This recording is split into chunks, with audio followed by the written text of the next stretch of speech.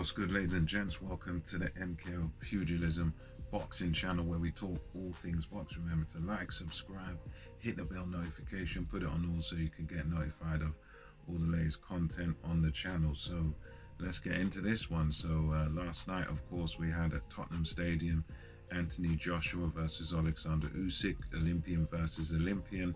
And yeah, this was really some fight, I must say that. Overall, it was a comprehensive boxing clinic put on by Oleksander Usyk, and in the end, he got the very fair decision and everything. But this is one of those fights where, from the off, it was sort of, as a lot of people predicted, it was quite cagey in the opening. Usyk done something that he done an important thing. He kind of stood his ground from round one, first round, just stood his ground with Anthony Joshua. He was right there, sort of right in front of him, right centering, and but he was sort of making his presence known. Joshua wasn't throwing too much. You could tell that Joshua was cagey, he was thinking about what he was doing. But it was one of those where, in the meantime, Oleksander Usyk was sort of moving side to side, landing his little shots in between, because Usyk is brilliant at sort of piercing a guard. He's brilliant at finding angles, and he began to sort of find his feet and find his rhythm from round one. Anthony Joshua was still sort of getting to grips with things in the first, but you could tell Usyk was getting into a groove, getting into a rhythm from round one. And yeah, he began. I was sort of, as a guy who, I quite like AJ, fan of his, I was saying for him to win, he would need to stamp his authority quite early, try and go to the body early. None of that really happened. He was just kind of fencing a bit with Usyk. Usyk was getting the better of the fencing match. Usyk was getting through much more with his jabs, and he was pretty much having his own way. And this pattern continued through the early rounds, with Joshua sort of having the occasional success, having the occasional right hand and stuff like that. But he seemed in this fight to be sort of caught between styles. He seemed kind of, it seems like some of these cobwebs and some of these bad thoughts or whatever, some of these fears, he still kind of carries them into the ring, possibly from Ruiz. You could see that some of the times when he would get hit and clipped with those nice left hands off of Oleksander Usyk, that you would see kind of what I perceived to be sort of fear in his face when Joshua got hit. So he was a bit hesitant. He was a bit sort of caught between styles. I think really he needed to sort of not be reckless, but he needed to sort of impose himself somehow on this fight, with the footwork, try and cut Oleksander Usyk off, but he really just wasn't able to. And Usyk from the very beginning was just able to sort of pepper him up, nice southpaw shots. AJ wasn't really able to see much of it coming. He was just able to sort of be there.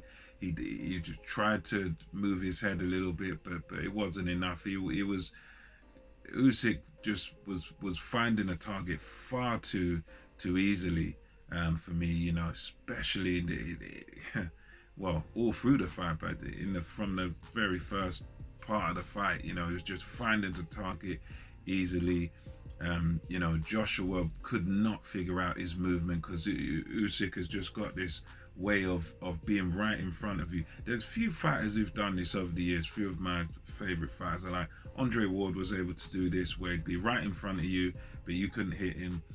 Vasyl Lomachenko, who's a training partner, his dad trains Usyk, he's able to do this, be right there in front of you, box you at close range, center ring, but you can't hit him. And this was AJ's problem all night long here. He had a guy in front of him who was able to just tune him up with shots, and AJ would struggle to hit him. So AJ was just content to it was almost like he was trying to outbox the boxer here, you know, because he was holding back so much. Was Joshua? He was holding himself back so much. He wasn't committing much, which I suppose I get because he's not looking to get countered. He doesn't want to get hurt with any counters, so he wasn't taking the risk of trying to lead off and trying to, you know, because he knew of the counter coming back. But the problem he had was that the fact that he's holding back all the time and perhaps waiting for the perfect opportunity meant that he just kept getting laced up with shots. He just kept getting hit with shots from all these, you know, different angles. He kept getting bamboozled because he, you know, in a sense, you can't blame him, you know, wanting to get the perfect opportunity, but it's one of them where you're facing a masterful boxer. So in a sense, you've got to take a bit of a risk. You've got to kind of step forward. I thought a double jab could have been in order for AJ, just to jab and then step in with a second jab and sort of offset Usyk, but he just couldn't do anything about Usyk's rhythm throughout this fight.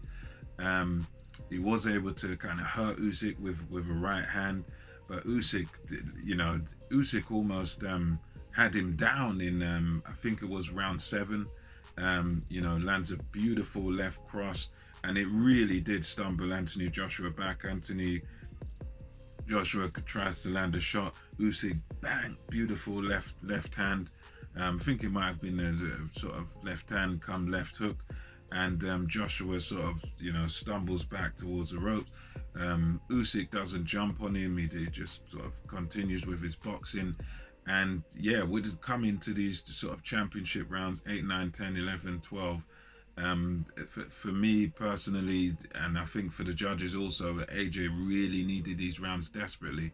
But he just literally seemed sort of content to just be there. He was just in this, between these styles where he's just waiting and, you know, trying to be all tidy and try, you know, there wasn't I want to say he needed to have some sort of urgency in his work going into the championship rounds, because Usyk had really been having his way with him, you know, through the vast majority of this fight, you know, winning most of the rounds. For me, it was hard to give AJ many rounds, you know. He won a few, but it's not much. It was what he was doing just wasn't enough. So he needed the urgency in his work in those championship rounds, and once again he failed to have that urgency in his work. And you know, this could be just due to fear. Maybe he's felt Usyk's power.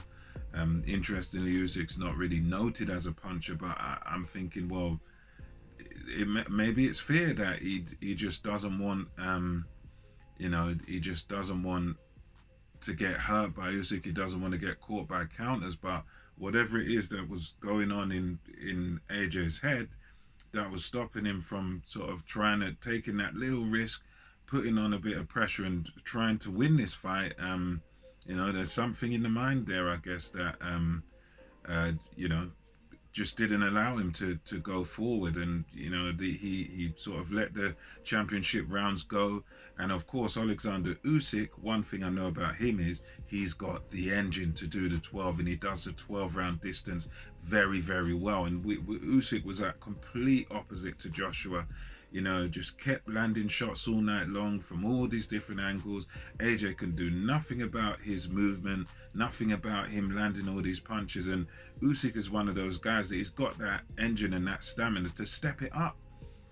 And Usyk literally, you know, going into the championship 9, 10, 11, 12, Usyk was stepping up the pace, landing from all over the place. He had energy in the championship rounds, and that's what he done. Usyk just made sure that, okay, you know, it's one of them where a lot of people would say, oh, he need a knockout to get the draw, he's not going to get fair decision. But Usyk was very, very clever, because the way he won this fight was that in those championship rounds, in those last 3-4 rounds, Usyk put his foot on the gas, make sure he was hitting Anthony Joshua constantly with these punches.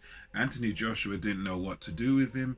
He didn't know whether to attack him. He didn't try and you know, didn't try and get to Usyk at all. He was content just to kind of sit back and, I don't know, try and box with him or whatever, but whatever he did, didn't work. Usyk stepped on the gas, and he hurt him very, it hurt him badly in round 12. I think it would have been as much exhaustion as being hurt from the punches, but he had him. Joshua was like a rag doll in round 12. Usyk had him all over the ropes, was battering him with both hands. Some of the punches he threw weren't landing, but due to Joshua's just sheer exhaustion and how hurt he was, he could do nothing. He couldn't throw anything back. He was just like a rag doll, flopping all over the ropes. And you think to yourself, well, if that was another guy on the ropes, if it wasn't the home fighter, the referee might have just jumped in and saved him there. But yeah, Joshua, to his credit, he stayed on his feet to the 12th round. But that 12th round, he took a beating. He took a complete battering. He managed to cut Usyk, but his own eye was really badly damaged. I think the right eye. So overall, well done to Oleksander Usyk. That was a boxing clinic. That was a boxing masterclass that he put on. He proved that, skills pay the bills.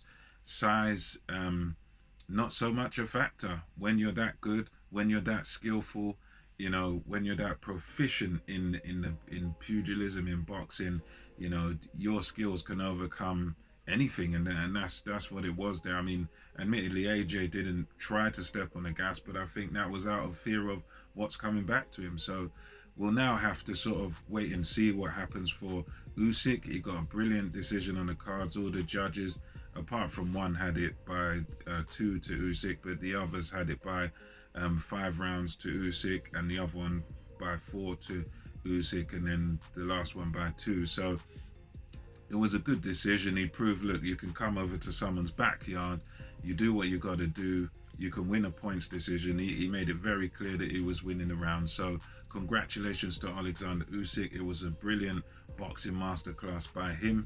What happens next with AJ, I don't know. There is a rematch clause here, so he may trigger that. If he wants to win the rematch, I'm gonna say he has to be more aggressive, but we'll see what happens. And yeah, let me know your thoughts on this. What do you think of Usyk's performance and Joshua's performance? Let me know in the comment section below. Until next time, this is MKO Pugilism, over and out. Catch you on the next one.